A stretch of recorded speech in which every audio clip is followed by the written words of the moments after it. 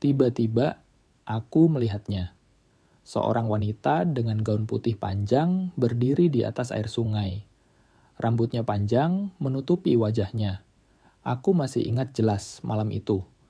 Udara terasa lembab dan langit gelap tanpa bintang. Aku berdiri di tepi sungai, menatap proyek jembatan yang sedang kubangun. Sebagai seorang insinyur, proyek ini seharusnya menjadi kebanggaanku. Tapi, ada sesuatu yang tidak beres. Sesuatu yang membuat bulu kuduku merinding setiap kali aku memikirkannya. Proyek jembatan ini sudah berjalan selama 6 bulan. Semuanya berjalan lancar pada awalnya. Tapi, entah kenapa belakangan ini ada banyak kejadian aneh. Pekerja sering melaporkan melihat bayangan hitam melintas di malam hari. Suara-suara aneh seperti tangisan bayi atau jeritan wanita terdengar dari arah sungai. Beberapa alat berat tiba-tiba rusak tanpa alasan yang jelas. Dan yang paling mengerikan, 3 pekerja sudah hilang dalam sebulan terakhir. Aku mencoba meyakinkan diriku bahwa ini semua hanya kebetulan. Tapi semakin hari, kejadian-kejadian itu semakin tidak bisa dijelaskan. Hingga suatu malam, aku memutuskan untuk menyelidiki sendiri. Malam itu, aku membawa senter dan berjalan menyusuri tepi sungai. Suara jangkrik dan desir angin membuat suasana semakin mencekam. Aku tiba di lokasi proyek di mana tiang-tiang jembatan sudah mulai berdiri. Tiba-tiba, senterku padam. Aku mencoba menyalakannya kembali, tapi tidak berhasil. Aku berdiri dalam kegelapan, hanya diterangi cahaya bulan pucat. Lalu aku mendengar suara langkah kaki. Pelan, tapi jelas. Aku berbalik mencoba mencari sumber suara itu. Tapi, tidak ada siapa-siapa. Suara itu semakin dekat, dan aku bisa merasakan ada sesuatu yang mengawasiku. Aku mencoba untuk tenang, tapi jantungku berdegup kencang. Tiba-tiba, aku melihatnya. Seorang wanita dengan gaun putih panjang berdiri di atas air sungai. Rambutnya panjang dan terurai, menutupi wajahnya. Aku tidak bisa bergerak seperti terkunci dalam ketakutan. Wanita itu mengangkat tangannya, menunjuk ke arahku.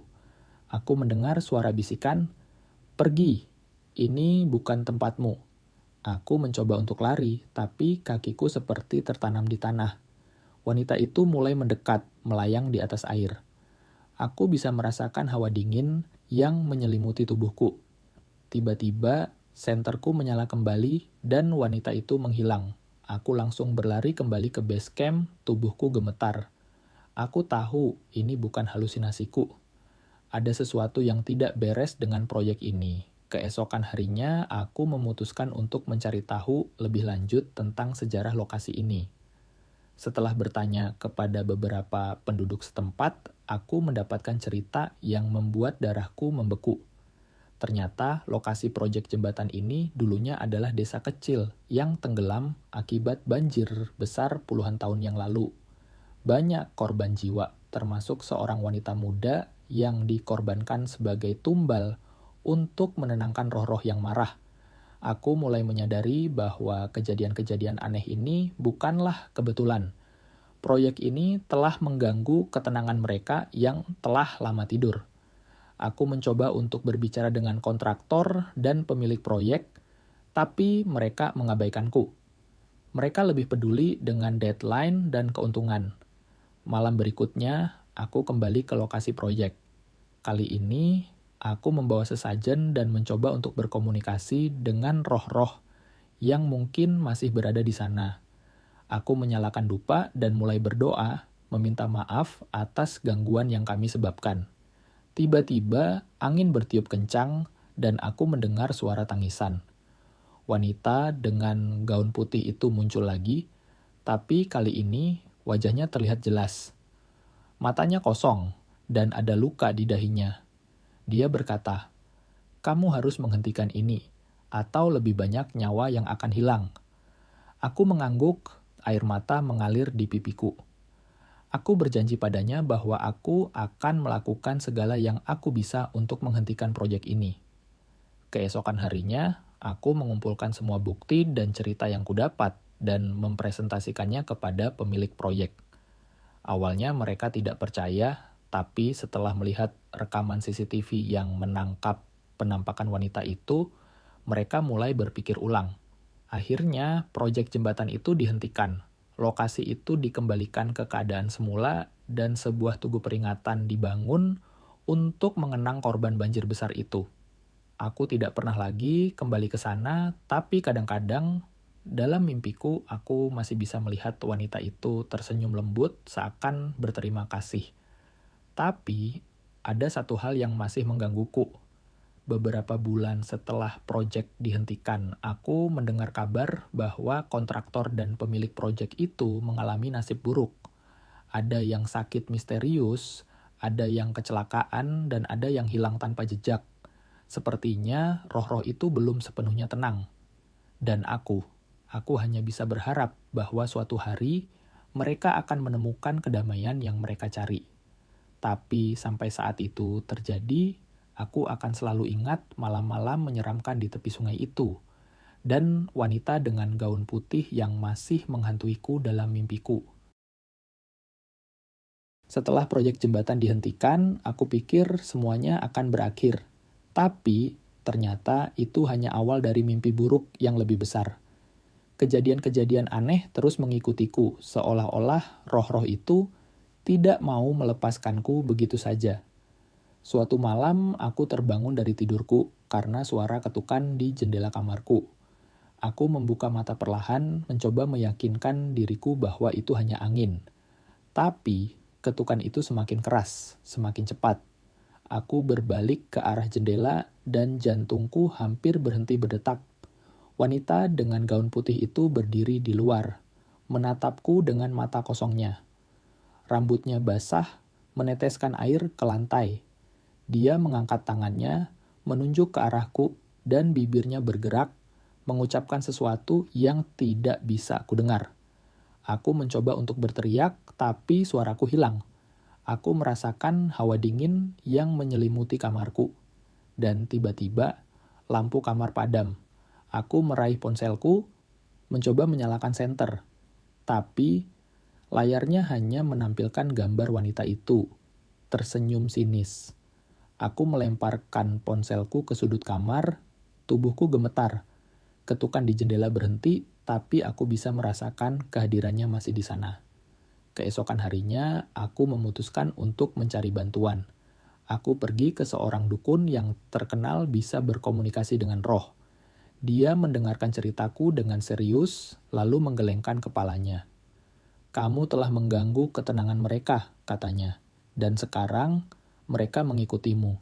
Wanita itu bukan satu-satunya. Ada banyak roh di sana, dan mereka marah. Aku merasa ngeri. Apa yang harus kulakukan?" Tanyaku. Suaraku hampir bergetar. Dukun itu mengambil segenggam garam dan beberapa lilin, lalu memberikannya padaku. "Kamu harus melakukan ritual pembersihan. Tapi, hati-hati. Jika kamu tidak melakukannya dengan benar, mereka akan semakin marah."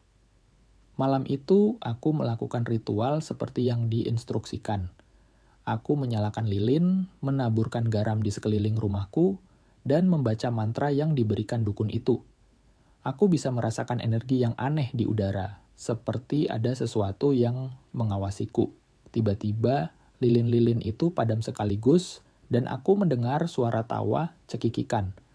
Wanita itu muncul lagi, tapi kali ini dia tidak sendirian. Ada bayangan-bayangan hitam di belakangnya mengelilingiku. Aku mencoba untuk tetap tenang, terus membaca mantra, tapi suaraku gemetar. "Kami tidak akan pergi," bisik wanita itu. Suaranya seperti gema di kepalaku. "Kamu telah membangunkan kami, dan sekarang kamu harus membayarnya."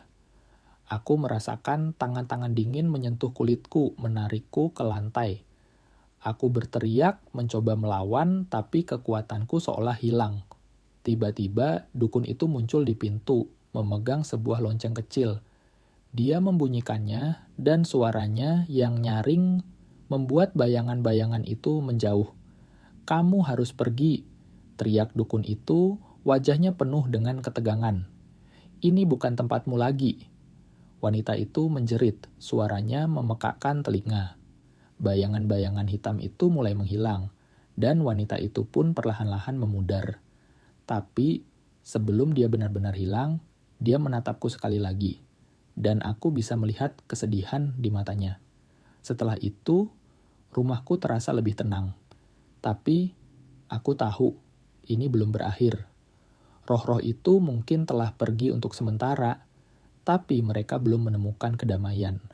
Dan aku masih merasakan kehadiran mereka kadang-kadang dalam bayang-bayang di sudut mataku, atau dalam desiran angin yang tiba-tiba terasa dingin. Suatu malam, aku sedang duduk di ruang tamu mencoba untuk rileks setelah hari yang panjang. TV menyala, tapi aku tidak benar-benar memperhatikan apa yang sedang ditayangkan. Tiba-tiba, layar TV mulai bermasalah, gambarnya berganti-ganti dengan cepat, dan suaranya menjadi tidak jelas. Aku mencoba untuk mematikan TV, tapi remote kontrolnya tidak berfungsi. Lalu, layar TV menjadi hitam, dan aku melihat pantulan diriku di layar itu. Tapi, ada sesuatu yang tidak beres. Di belakangku ada bayangan hitam yang perlahan-lahan mendekat. Aku berbalik, tapi tidak ada apa-apa di sana. Ketika aku melihat kembali ke layar TV, bayangan itu sudah sangat dekat, dan aku bisa melihat wajah wanita dengan gaun putih itu. Dia tersenyum, tapi senyumannya tidak ramah. "Kamu pikir kamu bisa melarikan diri dari kami?" Bisiknya, suaranya terdengar langsung di kepalaku. "Kami akan selalu mengikutimu." Aku mencoba untuk tenang, tapi jantungku berdegup kencang. Tiba-tiba, lampu di ruangan itu padam dan aku terjebak dalam kegelapan. Aku bisa mendengar suara langkah kaki di sekelilingku dan suara bisikan-bisikan yang tidak bisa ku mengerti. Aku merasakan tangan-tangan dingin menyentuh kulitku, menarikku ke lantai. Aku berteriak, mencoba melawan, tapi kekuatanku seolah hilang. Tiba-tiba, aku mendengar suara lonceng kecil, dan cahaya terang muncul dari pintu. Dukun itu berdiri di sana, memegang lonceng dan sebuah botol berisi cairan. "Kamu harus pergi," teriak dukun itu, wajahnya penuh dengan ketegangan. "Ini bukan tempatmu lagi.